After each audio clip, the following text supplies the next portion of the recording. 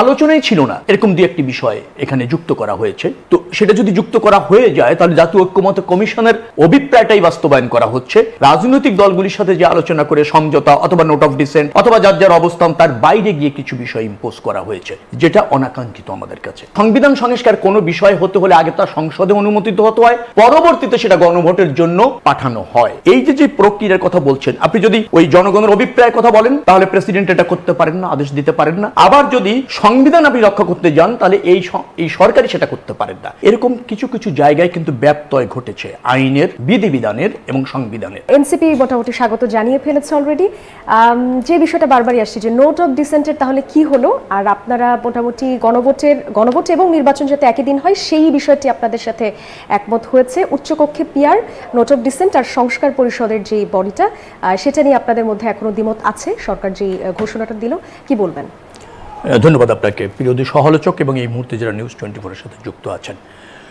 Note of dissent অনুসারে চুক্তিটা হয়েছে, জুলাই সনদ একমত হয়েছে, সব রাজনৈতিক দল চুক্তি করেছে। প্রধান উপদেষ্টা আজকে যেটা ঘোষণা করেছেন তিনি সেই চুক্তির থেকে বেরিয়ে আসছেন। প্রথমত তার মানে চুক্তিটা লঙ্ঘন করেছেন উনি। বলা হচ্ছে, আমাদের ফয়েজ আহমেদ ভাই আমার খুবই প্রিয় একজন মানুষ, তিনি বললেন সব দলের দাবিগুলিকে আমলে নিয়ে সবাইকে স্যাটিসফাইড করার বা উইন উইন সিচুয়েশনে রাখার চেষ্টা করা হয়েছে, কিন্তু সেটা করতে গিয়ে যেটা হয়েছে চুক্তি লঙ্ঘন হয়েছে, যেটা আমরা একমত হয়েছিলাম সব রাজনৈতিক দল যেগুলিতে, সেটা লঙ্ঘন হয়েছে। পাশাপাশি হলো যে আপনি সংসদ যেটা সার্বভৌম জনগণ কর্তৃক নির্বাচিত, তার উপরও কোনো কিছু জিনিস ইম্পোজ করে দেওয়ার একটা চেষ্টা করা হয়েছে। এই দুটি জায়গায় যেভাবে ব্যপ্ত হয়েছে। আরেকটা জায়গা খুব ইম্পর্টেন্ট, সেটা হচ্ছে যে সংবিধান অনুসারে যে প্রক্রিয়া অনুসরণ করতে হবে এই সনদকে বাস্তবায়ন করতে গিয়ে, সেখানেও কিন্তু একটা বিচ্যুতি হয়েছে বা ব্যত্যয় হয়েছে, যার ফলে আমাদের এই জায়গাগুলিতে আপত্তি রয়েছে। সবাইকে খুশি করতে গিয়ে যদি আপনি সাংবিধানিক বাধ্যবাধকতা যেটা আছে, প্রক্রিয়া যেটা আছে, সেটাকে একটা মহৎ সনদ, অর্থাৎ এটা জাতীয় ঐক্যমত হয়েছে, সবাই আমরা সংবিধান সংস্কার করে ওই 48টি বিষয়ে কয়েকটা নোট অফ ডিসেন্ট সহ যেটা চুক্তি হয়েছে সেটা করতে আমরা বাধ্য, সেই জায়গাটাতে টেকসই হবে কিনা, চ্যালেঞ্জের মুখে হবে কিনা,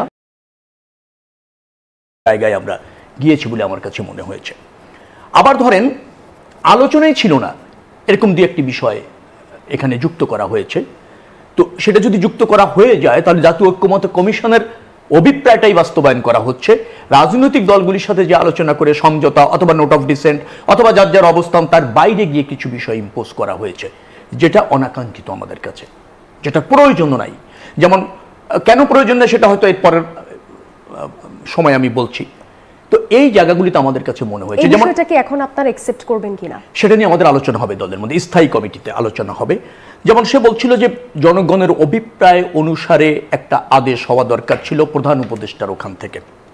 ব্যাপারটা হচ্ছে প্রধান উপদেষ্টা সংবিধান অব্যাহত আছে, সংবিধান অনুসারে শপথ নিয়েছেন এবং এই সরকারটাও সাংবিধানিক সরকার। সেই জায়গায় জনগণের অভিপ্রায় অনুসারে প্রধান উপদেষ্টা এই ধরনের আদেশ জারি করতে পারেন না। দ্বিতীয়ত হচ্ছে প্রেসিডেন্টও পারেন না, কেন সংবিধান সংস্কার কোনো বিষয় হতে হলে আগে তা সংসদে অনুমোদিত হতে হয়, পরবর্তীতে সেটা গণভোটের জন্য পাঠানো হয়। এই যে প্রক্রিয়ার কথা বলছেন, আপনি যদি ওই জনগণের অভিপ্রায়ের কথা বলেন তাহলে প্রেসিডেন্ট এটা করতে পারেন না, আদেশ দিতে পারেন না। আবার যদি সংবিধান আপনি রক্ষা করতে যান তাহলে এই সরকারই সেটা করতে পারেন না। এরকম কিছু কিছু জায়গায় কিন্তু ব্যত্যয় ঘটেছে আইনের, বিধিবিধানের এবং সংবিধানের। সেই জায়গাগুলি যদি আপনি এখন বলেন যে না আমরা একটা বৃহত্তর স্বার্থে করছি, তাহলে বৃহত্তর স্বার্থ সেটা প্রমাণ করতে হবে জাতীয় ঐক্যমত্য কমিশন অথবা অন্তর্বর্তীকালীন সরকারকে। রাজনৈতিক দলগুলি যদি বলেন তো তাদের বিভিন্ন অবস্থান রয়েছে, সেই জায়গা থেকে হয়তো প্রতিক্রিয়া দেবেন, কিন্তু আমাদের প্রতিক্রিয়াটা হচ্ছে যে আমরা কয়েকটা জায়গায় দেখেছি যে সংসদের উপর একটা কর্তৃত্ব চাপানো হচ্ছে। আবার ধরেন জনগণের নির্বাচিত প্রতিনিধি তারা কিভাবে এই সনদটা বাস্তবায়ন করবে সেখানে তাদেরকে বাধা ধরা, নিয়মের মধ্যে রাখার একটা চেষ্টা করা হচ্ছে। মানে সংসদটা সার্বভৌমত্ব হারাচ্ছে, জনগণের প্রতিনিধি কিন্তু তার মতো করে করতে পারছেন না। আবার রাজনৈতিক দলগুলিকে আলোচনা ছাড়া বেশ কিছু জিনিস জাতীয় ঐক্যমত্য কমিশন চাপিয়ে দেওয়ার চেষ্টা করেছে, যেটা আলোচনার বিষয়বস্তুই ছিল না। যেমন আমি যদি বলি সংবিধান সংস্কার পরিষদ করছেন, কিন্তু সংবিধান সংস্কার করতে হলে সংসদই যথেষ্ট। সংবিধান সংস্কার পরিষদের বা গণপরিষদের কথা যেটা এনসিপি বলেছিল, নতুন সংবিধান করা হলে সেটার হয়তো প্রয়োজন হতো। আবার ধরেন এই সংসদ যেখানে মৌলিক বিষয়গুলি সংস্কার করতে পারেন, গণভোট দিতে পারেন। এখন গণভোটটা ন্যায্য হলো সংবিধানে, মানে সংসদে এটা অনুমোদিত হওয়ার পর পরে গণভোট দরকার, কিন্তু আমরা জাতীয় বীরত্বের স্বার্থে আগেই গণভোটটা করতে চেয়েছি, ঐক্যের স্বার্থে, যাতে একটা ভালো নির্বাচন করা যায়, রাজনৈতিক দলগুলির মধ্যে আস্থা ফিরে আসে, সেজন্য আমরা হয়তো গণভোটটা আগে করতে চাচ্ছি। কিন্তু দুটি প্রক্রিয়াই কিন্তু সংসদই করতে পারে। সংবিধান সংস্কার পরিষদের এখানে প্রয়োজন আছে কিনা সেটাও কিন্তু একটা বিতর্কিত বিষয় হয়তো তৈরি হয়ে যাবে, একটা বাজে নৈরাজ্যও তৈরি হয়ে যাবে। আরেকটা কথা বলে আমি শেষ করব, যেমন উচ্চ কক্ষের কথা বলা হয়েছে, উচ্চ কক্ষের নোট অফ ডিসেন্ট আছে, আচ্ছা সেটা অগ্রাহ্য করা হয়েছে। তারপরে বড় কথা হচ্ছে উচ্চ কক্ষের কথা বলা হয়েছে যে মেজরিটির ভিত্তিতে উচ্চকক্ষের অনুমোদন নিয়ে সংবিধান সংস্কার করতে হবে।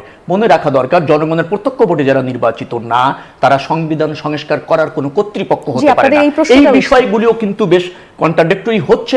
আমি জানি না দল কিভাবে এটা মূল্যায়ন করবে, কিন্তু আমার কাছে মনে হচ্ছে বেশ কিছু অসঙ্গতি আছে। দলের পক্ষ থেকে বলা হয়েছে যে নির্বাচনের মাধ্যমে যারা নির্বাচিত হবেন তারা কিভাবে সংস্কার পরিষদ সদস্য নির্বাচিত হন, এরকম একটা প্রশ্ন আপনাদের দল থেকে। আরেকটা জিনিস হলো, সংবিধান সংস্কার পরিষদ গঠনের নির্বাচন করার এখতিয়ারও বর্তমান নির্বাচন কমিশনের নেই।